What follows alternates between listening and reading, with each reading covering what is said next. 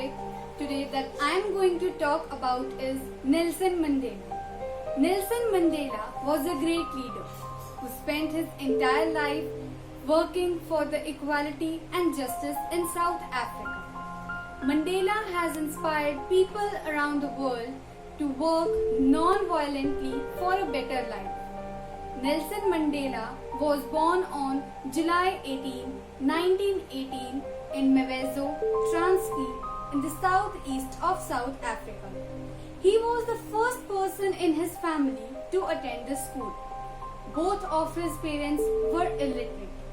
Nelson did well in school and went on to graduate from college and attend law school at University of Witwatersrand.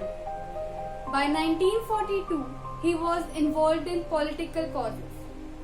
In 1964, Nelson Mandela was sentenced to life in prison for fighting apartheid. After spending 27 years in prison, Mandela was released in 1990. Upon his release, Mandela worked to repeal apartheid and stop the growing violence in South Africa. Mandela won the Nobel Peace Prize in 1993.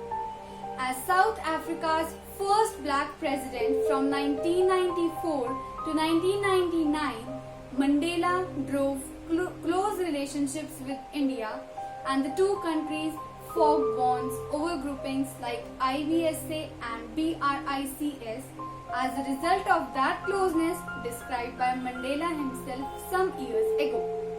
Mandela admitted being inspired by Gandhi, as he called Gandhi a role model in his life.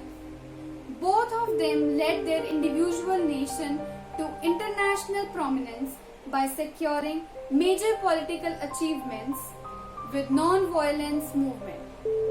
Nelson Mandela died on December 5, 2013 at the age of 95.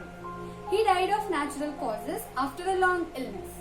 He will be remembered as one of the greatest peacemaker and statesman of his time. Thank you. Stay healthy, stay safe.